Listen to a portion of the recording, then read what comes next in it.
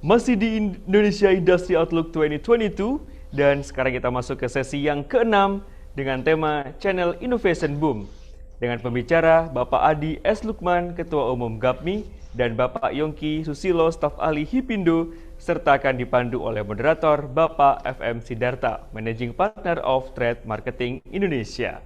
Sebelumnya, mari kita saksikan video riset untuk industri FMCG dan retail.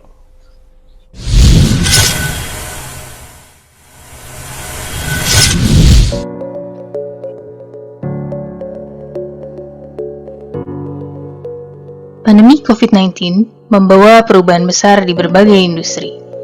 Para pemain industri harus mampu mengambil langkah strategis untuk memenangkan persaingan di tahun macan ini. Berdasarkan hasil survei Inventur Alvara, semua retail akan berlomba-lomba membuka toko sedekat mungkin dengan konsumen. Sebanyak 86,4% responden mengatakan berbelanja di toko terdekat tetap menjadi memilih tempat berbelanja. Temuan ini semakin diperkuat dengan hasil riset kami yang lain, yaitu sebanyak 76,5% responden lebih memilih store yang lebih dekat dengan tempat tinggal meskipun koleksi produk tidak lengkap.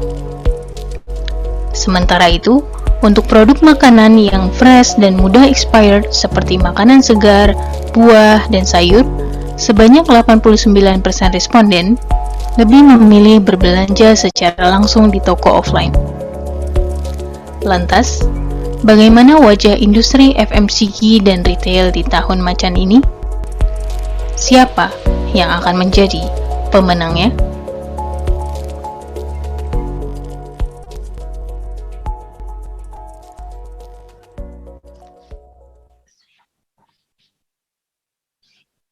Kepada Bapak FM Sidarta, Bapak Adi S. Lukman, dan juga Bapak Yongki Susilo, kami persilahkan.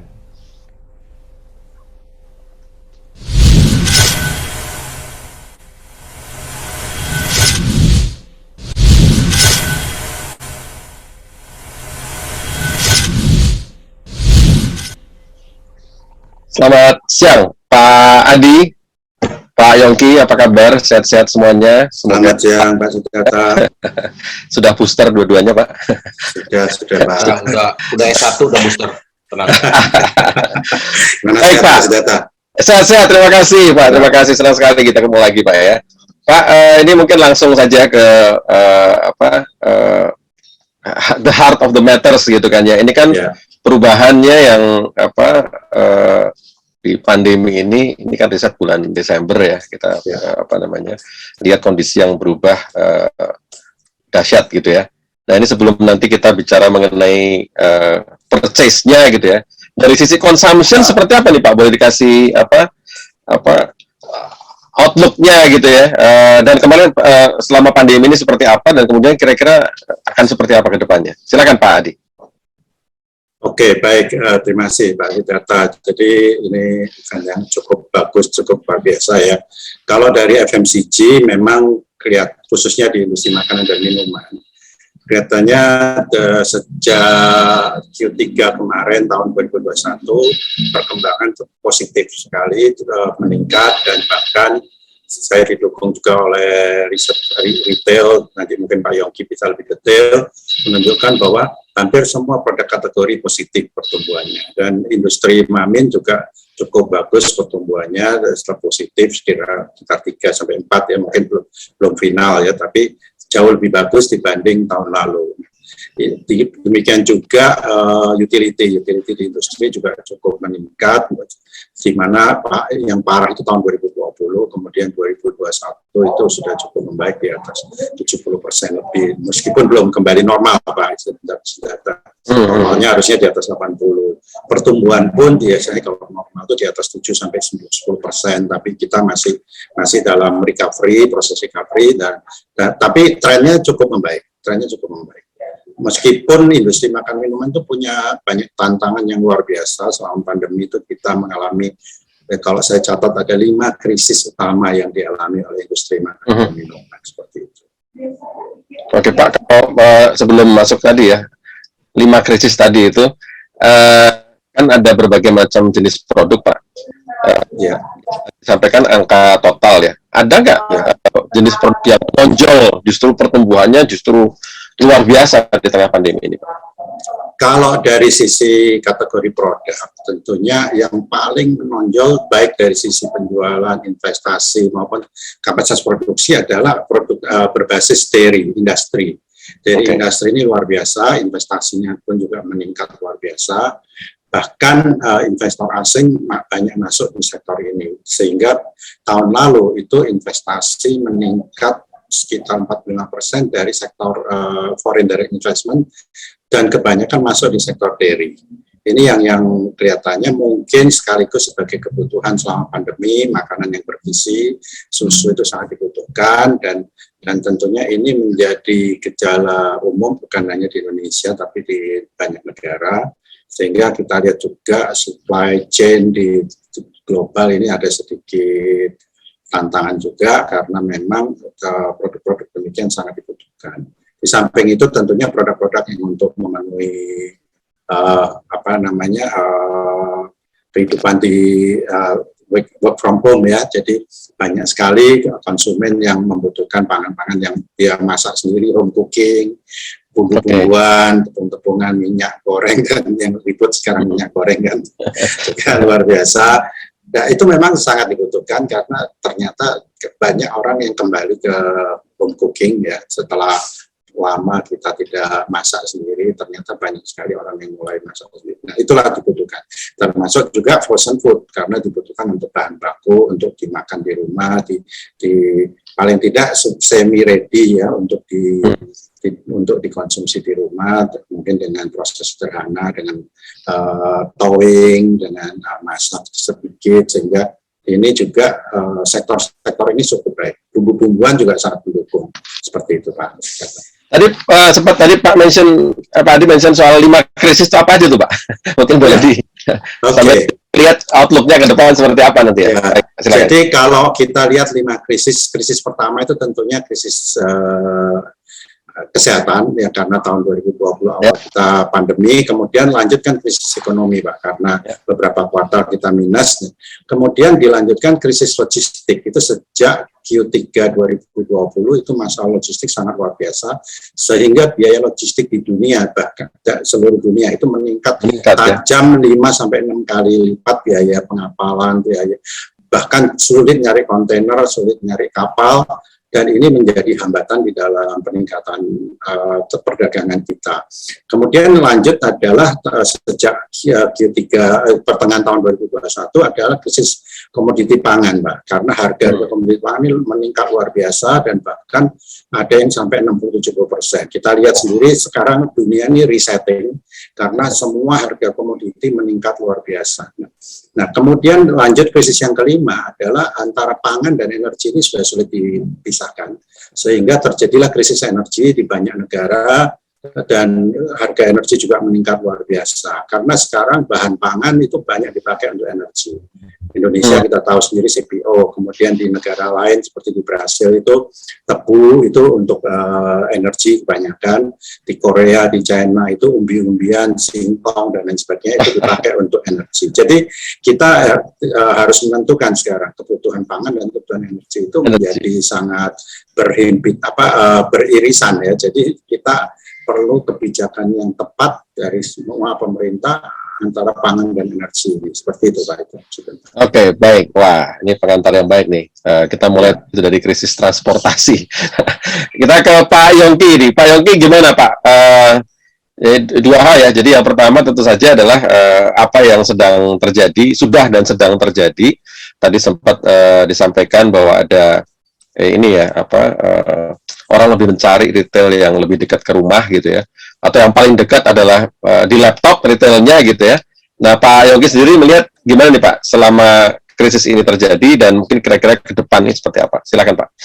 Ya baik, so intinya kalau soal proximity itu sudah 10-15 tahun yang lalu ya, retail di dunia itu memang pindah ke proximity karena orang sibuk dan istilahnya konsumer mencari convenience gitu loh. Makanya small store itu ataupun medium store dicari di sana. Jadi kalau yang big store itu mulai kehilangan daya tarik dan mesti punya magnet yang besar ya. seperti itu. Jadi ini bukan karena pandemi, tapi memang sebelumnya sudah terjadi di sana, gitu ya. So intinya pandemi ini sudah akan berakhir. Jadi ini yang kita mau angkat hari ini. Kalau bisa Anda fokus bagaimana membangun kembali konsumsi dan ekonomi Indonesia dengan tantangan yang tadi Pak Adi udah utarakan ya, ada 5 di sana gitu ya.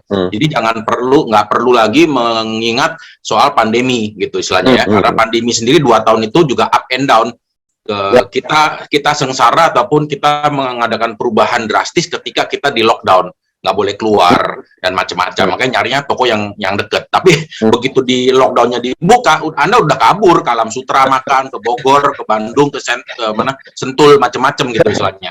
So intinya ini Omikron sesuatu yang juga mungkin kita lihat di negara lain sudah dibuka ya, border semua, jadi dianggapnya ini flu biasa. Indonesia saja yang ketat karena kita mau mengadakan G20, B20, jadi kita harus clear di sini, bersihkan total gitu ya. Jadi ada sedikit PKPKM dilainkan sedikit, memang nggak ada lockdown. Jadi kita akan lancar, mudah-mudahan. Saya sangat berharap Lebaran tahun ini akan bagus, jadi kita prepare yang benar-benar bonus disiapin, oke? Karena itu penting, ya kan? Stok juga cukup di lapangan, gitu ya. Kalau tahun lalu Lebaran pas-pasan lah ya, biskuit habis tuh tahun lalu ya. Kongguan semua teman-teman tuh pada kehabisan biskuit di lapangan 10 hari sebelum Lebaran. Nah, mudah-mudahan tahun ini jangan sampai kehabisan, gitu istilahnya ya. Makanya mudah-mudahan kita lihat di Jakarta sendiri, Omikron sudah mulai flat, mudah-mudahan ya tahun minggu depan itu sudah mulai turun tanda-tandanya, jadi ya sudah cepat selesai dah. Jadi teman-teman tadi Pak Adi juga katakan di data kita juga kita lihat makanan minuman tuh yang paling utama gitu loh. Makanya semua disingkirkan kan, masalah lifestyle, baju lah, kosmetik pada waktu kena lockdown gitu. Tapi begitu buka lockdown sudah pada keluar lagi, pada kosmetik lagi semua. Jadi udah pada ngangkat. Jadi mudah-mudahan tahun ini tidak hanya Mamin yang kencang, tapi juga personal care, kosmetik ya udah mulai kencang juga di sana gitu istilahnya ya. Jadi orang udah mulai keluar. Kalau kita di Zoom kan masih bisa pakai lipstick palsu, pakai itu gambar-gambar alis palsu gitu ya. Tapi kalau udah keluar kan nggak ada gitu istilahnya. Jadi mesti beneran. So buat saya sih exciting, tahun macan ini akan mudah-mudahan turn around. Memang banyak challenge tadi sudah diangkat, tetapi ya kita mesti cari solusi ke depan dan jangan lagi menganggap bahwa ini udah masih pandemi dan bicara soal perubahan-perubahan behavior. Buat saya tidak ada perubahan behavior, kita kembali ke behavior yang lama ya, karena cuma 2 tahun. Waktu di awal juga saya sudah prediksi bahwa ini cuma 2 tahun, nggak sampai puluhan tahun gitu ya. Korban-korban ini COVID ini juga nggak sebanyak zaman dulu ya, flu influenza Spanyol dan smallpox dan macam-macam gitu istilahnya. Jadi kita sudah dapat solusi lah. Jadi semua ayo fokus kembali bagaimana kita branding, activity, semua availability, visibility kita naikkan lagi gitu. Oke, Pak Yogi mungkin bisa dipertajam karena ini berarti kan buat beberapa perusahaan ya yang terlambat mengantisipasi ya pada waktu COVID datang, terus kemudian sekarang mereka baru mulai mengantisipasi, terus sekarang kondisinya balik lagi menghadapi kondisi yang sebelumnya. Nah ini dari sudut purchase ya, terutama apakah tema-tema misalnya kembali ya soal diskon, event gitu kan ya, demo itu akan kembali lagi perlahan gitu ya, atau ini akan jadi straightforward sehingga mereka juga harus mengerahkan sumber dayanya kembali ke physical stores gitu Pak, silakan Pak. Iya. Semua masih serba anxiety dalam hal Omikron ini juga ya, gitu istilahnya. Tapi kalau kita lihat keseluruhan kan cuma 5 hari, 7 hari maksimal lah, cuma sakit leher, semua sembuh lah. So intinya saya masih strong sekali. Jadi fokus pada aktivitas offline. Ya, nggak perlu online lagi karena online sudah mulai turun lagi di sana karena orang lebih senang keluar ke rumah, lantas belanja beneran dan belanjanya lebih banyak. Ya, kalau ke toko tuh belanjanya lebih banyak di sana. Makanya kita sudah lihat di sini bahwa fungsi daripada aktivasi di lapangan ini udah lama kan 2 tahun berkurang banyak gitu istilahnya. Ini mesti digerakkan lagi di lapangan ya supaya belanja lagi lebih banyak gitu istilahnya. Teman-teman mesti kreatif lagi, inovasi lagi di sana gitu ya. Jadi jangan cuma masalah digital saja karena digital tuh nggak ada impulse purchase gitu. So intinya fokus lagi pada inovasi lapangan gitu istilahnya ya. Karena manusia tuh emosi. Ya, kalau namanya belanja tuh kita harus angkat emosi dia. Kalau you belajar consumer behavior, itu emosi tuh megang peranan besar sekali ya persentasenya. dibanding dengan logika gitu istilahnya. Logika tuh cuma di awal doang, soal harga doang di awal-awal, tapi begitu diangkat emosinya, waduh belanjanya luar biasa gitu istilahnya. Ya. Sampai nggak tahu harganya apa ya. Penelitian kalau kan begitu, mereka nggak perhatian sama harganya gitu kan. Ya kayak kita laki-laki nggak pernah lihat harga kalau belanja. Itu hanya phone ini Pak ya, pembicaranya 3 laki-laki semua Pak. Iya. Oke Pak, ada satu note nih. Saya masih dapat data terakhir itu tambahan tabungan kelas menengah itu masih terus meningkat ya. Ini kan 2 hal ya. Satu tadi soal anxiety ya. Plus tadi mereka kan pasti juga membaca dong segala macam berita seperti yang Pak Adi sampaikan tadi ya, segala macam krisis itu mereka absorb gitu kan ya. Jadi saya sih melihatnya ini personal opinion gitu ya, bahwa tabungan itu masih terus meningkat karena satu mereka masih khawatir gitu kan ya. Jadi mereka nabung gitu. Tapi yang sisi yang lain kan kegagalan kita juga yang Pak Yongki bilang tadi ya, kegagalan kita juga untuk membuat orang mau spending gitu kan ya. Nah ini mungkin triks dari bapak-bapak berdua, mungkin Pak Adi gitu, supaya orang mau mulai spending lagi gitu, nggak ditabung Pak. Ya, ya. Akan Pak? Oke, Pak Siddhartha. Jadi memang benar Pak, itu tabungan meningkat. Jadi, kalau kita lihat household consumption Indonesia, itu kan 57% berkontribusi terhadap PDB kita. Dan dari 57% itu sebagian besar sebenarnya disumbang oleh kelas menengah atas yang daya belinya, kemampuan belanjanya sangat tinggi sekali. Nah, pada awal pandemi memang kalau saya amati, kita belum tahu, belum ada pengalaman sehingga ketakutan luar biasa, mau belanja takut, mau keluar takut, mau spending takut, segala mau belanja bahkan ketakutannya. Tapi setelah kita beradaptasi selama setahun lebih, ternyata kelas menengah atas ini sudah mulai berani beradaptasi, mulai belanja, dan bahkan kalau kita mau beli mobil, mau beli elektronik itu sebagian harus antri itu mobil misalnya. Ini menunjukkan bahwa sebenarnya kelas menengah atas tidak ada masalah di daya beli. Memang daya beli yang bermasalah di kelas menengah bawah. Nah ini yang sehingga pemerintah menunjang dengan berbagai BLT, dengan berbagai bantuan untuk UMKM dan lain sebagainya. Nah kelihatannya seperti itu. Tapi saya yakin seperti tadi dikatakan Pak Yongki, kita akan segera pulih karena memang emosional masyarakat itu sangat mendominasi di dalam keputusan belanja. Ya. Sehingga saya ini mungkin saya coba share sedikit ya. Silakan. Untuk ngasih gambaran aja. Ya. Nah, kelihatan Pak ya, Pak. Ya, mungkin slideshow Pak. Terima kasih. Slideshow ya. Nah, tadi ini yang saya katakan kita mengalami 5 krisis ya selama itu. Ya. Nah, tapi setelah itu kita akan kembali ke normal. Saya yakin dengan Pak Yongki tadi mungkin satu visi satu misi dengan Pak Yongki. Logistik saya kira segera akan bisa diatasi, kemungkinan commodity price juga kemungkinan akan stabil, dan new normal adaptasi ini yang tadi katakan Pak Yongki semua sudah beradaptasi sehingga mudah-mudahan krisis-krisis ini akan segera berakhir ya, Nah ini Pak, kalau saya lihat 3 perubahan konsumen tadi saya katakan. Memang yang paling utama adalah megashift itu adalah digital transformation, tapi memang khususnya untuk industri makan dan minuman dan mudah-mudahan industri yang lain. Ini poin 2 ini Pak, kita lihat. Meskipun hybrid atau digitalization, tapi pangan Pak itu tetap harus diproduksi, tidak bisa virtual Pak. Kita butuh sensasi makan, kita butuh experience, kita butuh mood feel dan lain sebagainya. Nah, kita tidak bisa dengan metaverse kita ngincipin makan steak, makan tempe, makan tahu kan nggak mungkin. Pak. Nah, inilah keuntungan industri makanan dan minuman terus tumbuh ya.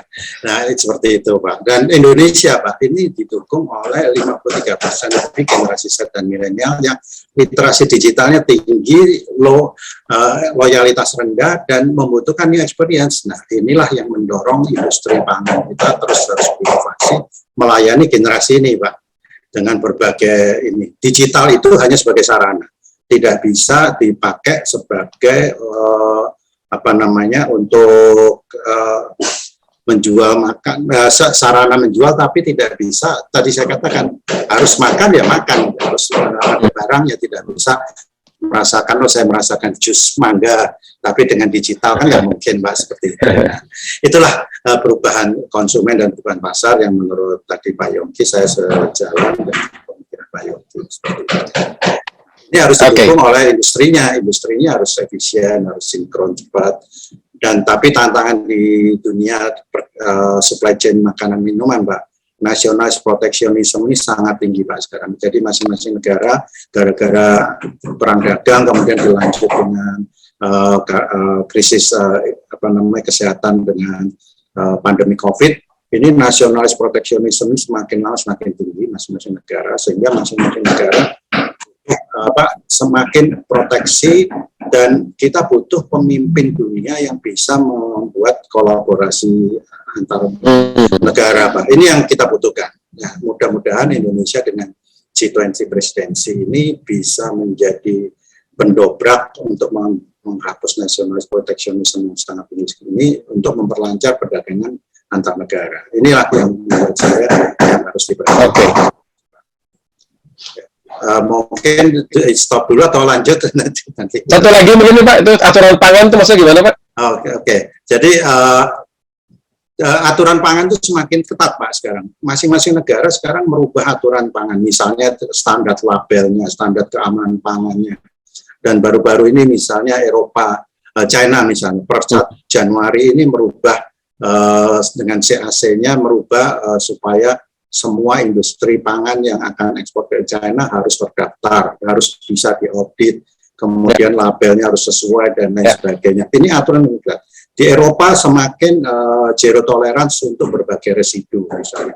Ini juga semakin lama semakin ketat, dan baru-baru aja terjadi beberapa residu dari bahan-bahan kimia itu harus menuju ke arah zero tolerance. Padahal belum semua negara mampu untuk mendeteksi itu. Nah, inilah tantangan industri pangan, Pak. Ya.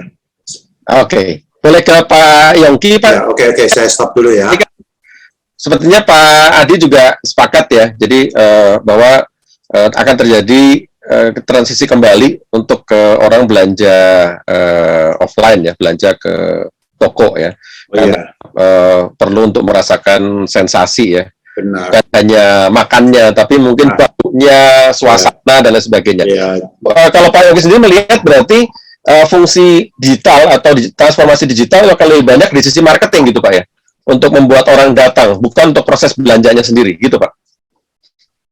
Gini, jadi istilahnya itu nggak perlu diragukan lagi karena data sudah memperlihatkan kok sekarang sudah kembali ke offline semua. Jadi pertumbuhan di offline itu sangat bagus ya, sejak kuartal 4 terutama ya. Kuartal 3 itu kan pemulihan, kuartal 4 kencang. Jadi saya mengharapkan kuartal 1 ini kencang, cuma ya Omicron tetap juga ya pasti slow down. Takut ini saya makan di luarnya takut gitu ya. So intinya tetap ngumpet dulu, nantilah Q2 kita keluar lagi, makan lagi, belanja lagi seperti itu. Pasti sip lah seperti itu ya, mudah-mudahan. Nah, teknologi itu dipakai untuk menciptakan convenient. Kalau cuma keren-kerenan digital, ya kan, hype gitu, itu nggak akan work. Ya itu cuma sementara doang, mungkin setahun, 2 tahun saja, boom, setelah itu turun. Ya, tetapi kalau diciptakan convenient, itu akan membantu kita. Tadi Pak Adi mengatakan bahwa supply chain itu udah ketat. Orang sekarang tuh nggak sabar kalau dia mau bilang hari ini mau beli A harus tersedia di sana. Nah, itu kan. Jadi intinya adalah tetap ya kita menggunakan teknologi untuk pengadaan di sana. Ya, ini yang kita minta ganti semua. Ya, kalau misalnya sekarang yang berubah cepat tuh saya selalu mention adalah di restoran, industri restoran. Kita kalau makan sekarang tinggal scan, pilih menu, semua tuh makanan datang sendiri. Kedua kita bayar langsung, nggak perlu ke kasir. Nah ini di retail ketinggalan gitu loh. Di retail tuh masih ke kasir, disuruh ke kasir. Kenapa mesti ke kasir? Hanya mungkin kayak Family Mart yang nggak harus ke kasir. Gitu istilahnya. Jadi harus gunakan teknologi. Saya juga selalu komplain soal e-payment ya, digital payment itu terlalu lama, stepnya 6 step. Kalau pakai cash itu cuma 2 step, bayar kembali pulang gitu istilahnya. Kalah, nggak akan populer. Saya yakin ini e-payment Indonesia nggak akan sukses besar gitu istilahnya karena convenience-nya nggak ditinjau. Hanya keren-kerenan saja pakai barcode semua dan dorongnya pakai diskon lagi. You tahu sendiri kalau namanya diskon yang menang itu konsumen. Itu istilahnya si supplier sama si itunya nggak akan menang. Percaya saya. Dan si paymentnya pasti akan bangkrut satu persatu. You lihatin deh. Gitu. Ketika diskon itu udah nggak ada duitnya, pasti habis di sana. Gitu istilahnya. Jadi sekali lagi, bangun ini harus punya core yang benar. Gitu istilahnya ya. Jadi digital tuh dipakai untuk mempercepat, membuat convenience ya. Itu terjadi. Nah sekarang yang seru nih ya, kita bahas soal omnichannel. Semua pakai nama omnichannel. Nah mereka sendiri nggak ngerti omnichannel itu apa. Dibilang kalau punya online, offline tuh namanya omnichannel. Bukan, itu multi-channel, gitu istilahnya. Ya, jadi mesti coba dipelajarin lagi omnichannel itu apa. Omnichannel tuh tidak terbatas. Konsumen yang mengklaim kalau si A ini omnichannel, si B itu omnichannel, bukan dirinya si retail itu, gitu istilahnya. Nah, ini seru di sana, gitu. Oke. Nah, nantilah kita bahas. Ini kita bisa bahas 1 jam lagi nih mengenai omnichannel. Masalahnya waktunya tinggal 5 menit. Oke, sekarang mungkin statement dulu dari Pak Yongki ya. Kira-kira bukan kira-kira, tapi maksudnya dengan situasi yang sekarang sudah menuju akhir ya, harapannya ya segera menjadi endemi gitu ya di banyak negara, di beberapa negara sudah melakukan itu. Tips lah gitu kan ya untuk terutama mereka yang bergerak di retail dan suppliernya. Silakan Pak. Ya, kita di FMCG ini sudah sangat well managed ya, distribusi rapi, sebelumnya semua seperti itu.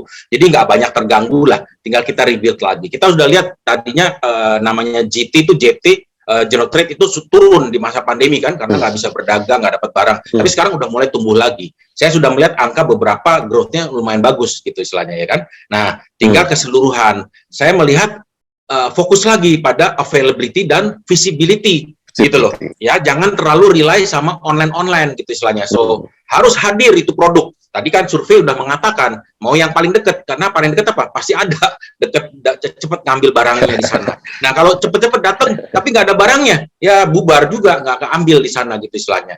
So digital bisa dengan lewat brand ya, sosial media zaman sekarang yang muda-muda gitu. Tetapi tetap buat saya simple. Pada waktu pandemi, availability, visibility itu sangat lebih penting daripada branding. Branding keluar-keluar seperti apa, tapi nggak ada barangnya mau apa. Karena consumer lebih mementingkan adalah saya dapetin barang itu secepatnya, gitu istilahnya. Karena ya, mumpung ada waktu keluar ngambil barang, gitu istilahnya. Nah, makanya kembali lagi, ayo garap lagi, lebih kreatif lagi ya buat saya ya, lebih kreatif lagi di lapangan nanti, seperti itu. Mumpung ini nanti udah mulai dibuka, ayo kreatif lagi, jangan takut-takut lagi kalau saya bilang. Sukseskan, gitu. Baik, jadi availability, visibility, creativity, gitu Pak ya? Yes, correct Pak. Ringkas. Terima kasih. Pak Adi, silakan Pak. Oke, baik Pak Siddhartha. Jadi kalau saya kan orang kenal VUCA ya, itu volatile, uncertainty, complexity, ambiguity. Saya lawan dengan kaca. Oke, kaca. Apa itu? Kaca itu knowledge and technology. Kita harus manfaatkan knowledge and technology tadi seperti Pak Yongki, harus supaya kita convenience, kita cepat dan lain sebagainya. Yang A-nya Pak, agile. Kita harus agile. Kemudian C-nya kompetens. Kita harus meningkatkan kompetensi kita sendiri. Jangan kita dimanfaatkan oleh digital, tapi kita harus memanfaatkan digitalisasi itu, Pak. Jadi jangan terbalik. Kita jangan jadi korban digital seperti itu. A-nya terakhir apa? Kaca itu adaptation. Kita harus beradaptasi dengan situasi yang ada. Sehingga kita akan memenangkan persaingan, Pak, di tahun 2022 dan beyond. Apalagi kalau kita ini dikaitkan dengan Pak Yuswadi, ini kan suka penerawangan macan air nih katanya ya. Nah, macan itu kan dilambangkan kekuatan, keberanian, percaya diri, dan mampu berpihak. Tapi dari beberapa buku, dari beberapa penerawangan yang saya baca, ternyata dengan macan air ini ada 3 bisnis yang akan berkembang pesat di tahun 2022 ini. Yang pertama katanya properti, Pak. Yang kedua transportasi dan logistik, dan yang ketiga Pak makanan dan minuman, Pak. Jadi 3 unsur macan air ini yang membuat cocok di tahun 2022 ini itu Pak, itu penerawangan, dan mudah-mudahan benar-benar terjadi seperti itu Pak. Oke, baik. Ini kita mau nangkep pertanyaan Pak ya, jadi siap-siap. Pak Yogi, langsung aja nih. Omnichannel, karena tadi di ujung udah terlanjur bahas omnichannel. Boleh tolong diperdalam sedikit Pak, silakan Pak. Ya, omnichannel itu adalah startnya begini. semua mesti digital. Jadi sudah mesti punya informasi di dalam suatu outlet atau toko atau usaha di sana. Masalah stok lah, ya kan, semua seperti itu. Employee, staff, informasi mengenai produk dan sebagainya. Nah, consumer datang itu dia nggak mau dibatasi antara online dan offline. Kalau dia pesen di online, ngambilnya offline itu harus bisa. Beli di offline, dianterin lewat delivery juga bisa di sana. Oke, beli di online, mau komplain, mau tuker barang di offline itu juga bisa, gitu loh. Nah, sekarang di Indonesia, saya kasih contoh di sini, kita ke suatu toko ya, di department store misalnya. Pak, saya minta ukuran yang 16, ya, warnanya biru. Waduh, 16 nggak ada, adanya coklat di sana. Oh, saya nggak mau tahu, Pak. Pokoknya saya udah lihat di online Bapak, ada di sini. Saya bayar aja langsung di sini. Nanti Bapak kirim barang ke saya. Dia pasti marah, nggak bisa Pak, Bapak ke toko kita aja yang di mall seberang sana gitu loh. Nah, kita sebagai consumer tuh dioper-oper. Nah, itu bukan omnichannel Pak, gitu istilahnya. Omnichannel tuh consumer tidak mau peduli, pokoknya you punya toko offline, online, social commerce, kayak apapun, terserah. Yang penting saya hari ini bayar, saya dapat. Nah, gitu loh. Pelayanan itulah yang dibilang. Jadi makanya kalau dia punya toko atau gudang, consumer nggak mau peduli, mau gudang offline, mau gudang online. Kalau di Indonesia pasti dipisah tuh antara gudang online dengan offline, nggak mau kecampur-campur gitu istilahnya, ya kan? Nah itu dia makanya sistem ini membutuhkan sistem yang sophisticated, yang menggabungkan semua, ya, tapi tercatat semua dan bisa siap transaksi. Saya belum menemukan tuh itu gitu di Indonesia, makanya jangan cepet-cepet dia mengklaim bahwa Anda omnichannel gitu istilahnya, karena semua retail nih saya ngeliatin omnichannel ngomongnya gitu kan, sampai yang sudah bangkrut aja juga udah saya lihat websitenya bicaranya mereka omnichannel. Padahal setahu saya sebelum dia wafat aja juga belum ada itu service gitu istilahnya. Ya, nah, jadi makanya mengerti dulu karena omnichannel ini sangat-sangat luar biasa ke depan, effortnya gede gitu istilahnya ya. Oke, nah Pak kalau ini menyambung ya. Jadi kalau gitu, kalau memang ini sesuatu yang harus dipersiapkan, tidak mudah untuk mengklaim sebagai omnichannel gitu ya.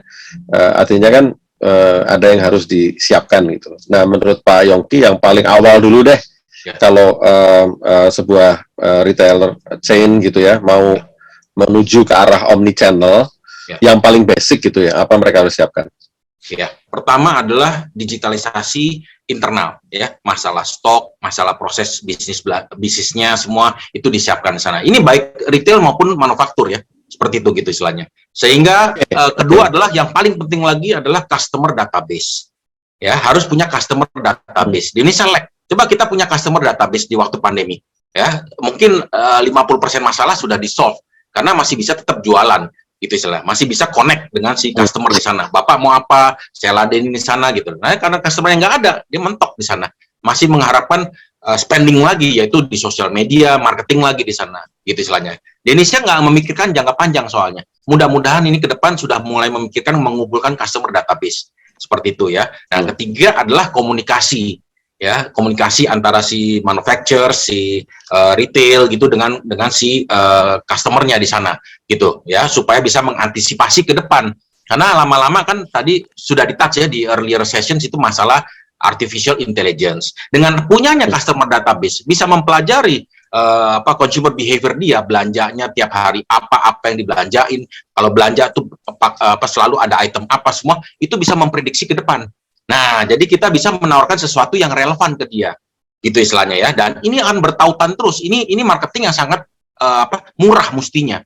Gitu istilahnya. Tetapi karena modalnya nggak ada, tetap mahal terus. Gitu loh, ya kan? Nah, contohnya nih, kayak misalnya Pak Adi punya minuman Inako gitu kan. Waduh, di masa pandemi tuh sebenarnya potensinya gede banget karena orang di dalam rumah bosen ya bikin kue dan macam-macam gitu istilahnya. Jadi Pak Adi perlu database. Siapa yang aktif bikin kue? Nah, kalau nggak punya itu, saya nggak bisa jualan. Tetap nungguin customer itu datang ke toko atau cari-cari searching Google gitu istilahnya. Ya kan? Nah, makanya mudah-mudahan ke depan bangun database, entah itu secara kolaborasi ya, pinjem-pinjeman gitu, mengadakan kerjasama antara misalnya makanan dengan non-makanan, kan bisa bertautan gitu ya, dan lain-lainnya semua kolaborasi, sehingga bisa memperbesar lama-lama database dan bisa manipulate gitu istilahnya ya, untuk menjadikan komersial.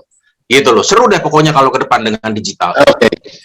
Terima kasih. Pak Adi gimana melihat Pak? Jadi kalau tadi yang disampaikan oleh Pak Yongki kan untuk mencapai titik di mana bisa disebut sebagai omnichannel ini kan jelas-jelas nggak mungkin kerja satu pihak ya. Ya dari pihak dari principal atau suppliernya juga atau manufacturers-nya juga harus sejalan dengan itu. Nah ini Pak Adi melihatnya sejauh mana kesiapan dari para pemilik brand atau para ini dalam konteks ini adalah juga para manufacturers gitu ya untuk masuk ke dunia omnichannel. Memang kita harus akui bahwa kita belum siap. Industri makanan belum siap. Kita memang sudah banyak yang memanfaatkan digitalisasi ya.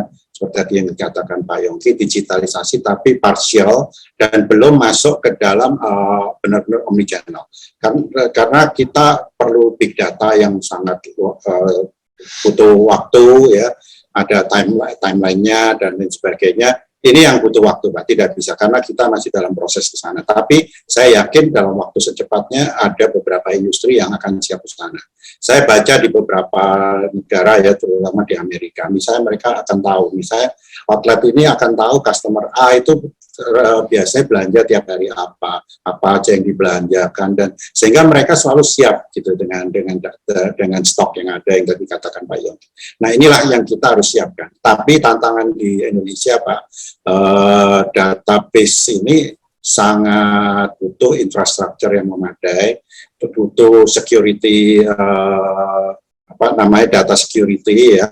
Ini sangat penting sekali, jangan sampai data ini bocor dan lain sebagainya, karena itu menyangkut nyawa dari usaha dari industri kita sendiri. Jadi customer data dan lain sebagainya itu sangat penting sekali. Nah, inilah yang kita butuhkan, infrastruktur, belum lagi infrastruktur dari internet provider ini juga sangat penting sekali, jangan on off dan lain sebagainya. Itu kita butuh kolaborasi semua pihak, Pak, tidak bisa masing-masing berjalan sendiri, tapi harus berkolaborasi semua. Oke, Pak Yongki, ini terakhir ya pertanyaan terkait dengan jenis produk ya, karena ini kan kita ini beruntung sekaligus juga mungkin curse juga ya. Kita harus berhadapan dengan 3 generasi yang punya daya beli yang aktif, yang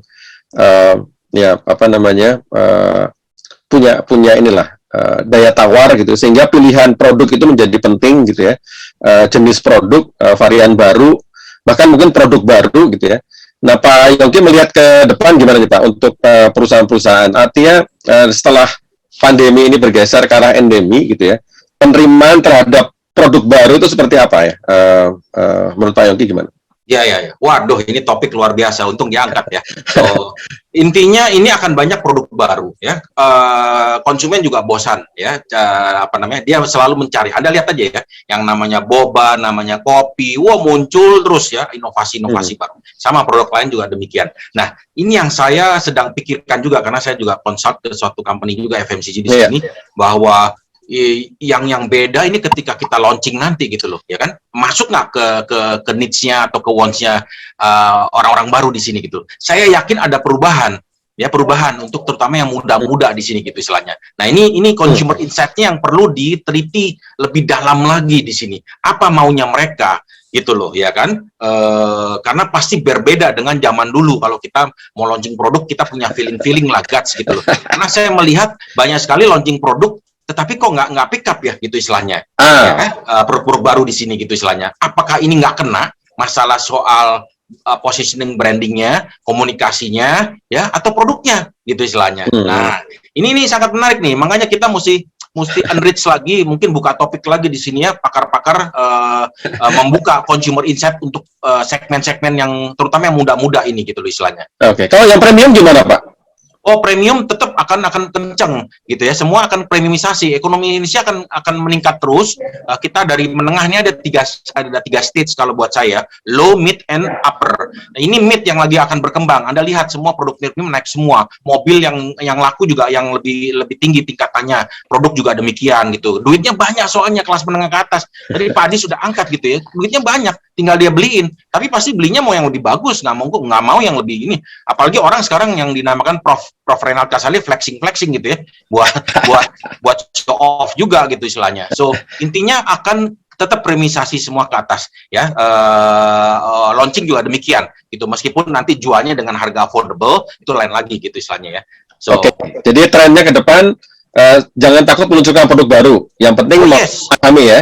Harus malah ya. Harus premium karena pendapatan per kapita naik terus gitu kan Pak ya? Yes. Oke. Premium tuh bukan berarti luxury ya. Premium tuh lebih meningkat, lebih bagus lah gitu. Oke, Pak Adi gimana nih Pak kesiapan dari sisi manufacturers ya? Tahu bahwa market itu siap menerima produk baru, market siap menerima produk premium Pak. Gimana Pak? Ya, seperti tadi saya katakan bahwa generasi milenial dan set kita lebih dari 53%. Ini mereka tidak terlalu loyal terhadap produk-produk tertentu atau produk, tetapi mereka ingin new experience Pak, ingin produk baru ya.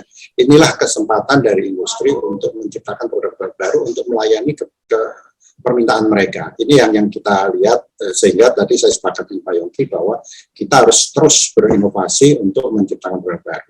Dan ditunjang lagi, pemerintah Indonesia kan sudah mempersiapkan menuju 100 tahun Indonesia 2045, di mana Bappenas memperkirakan dan prediksi bahwa PDB per kapita kita akan menjadi 23.000. Sementara PDB kita sekarang sekitar 4.000. Kita bisa bayangkan Pak, dengan PDB yang sangat tinggi tersebut, orang tidak hanya memikirkan barang murah saja, tapi memikirkan bagaimana mendapatkan produk yang valuable, yang fungsional, yang bisa lebih bermutu, dan tidak hanya sekedar cari murah. Memang tantangan kita saat ini masih banyak masyarakat Indonesia yang mencari produk-produk murah karena terutama karena daya beli. Tapi dengan PDB yang tinggi Pak, nanti kita akan kewalahan menciptakan produk-produk baru. Nah inilah kesempatan masuk ke industri makanan dan minuman. Sekaligus promosi Pak. Oke. Investlah di industri makanan dan minuman. Oke Pak, ini penutup beneran Pak. Tips, pesan ya untuk para pelaku industri makanan minuman. Silakan Pak Adi. Oke, jadi industri makanan minuman tadi saya katakan kita harus manfaatkan teknologi dan digitalisasi ini untuk mendukung industri kita, dan kita harus agile dan beradaptasi, melihat situasi sehingga kita bisa memenangkan persaingan di pasar global dan untuk memenuhi kebutuhan dalam negeri. Itu Pak dari saya. Terima kasih. Baik, terima kasih Pak Adi. Pak Yongki?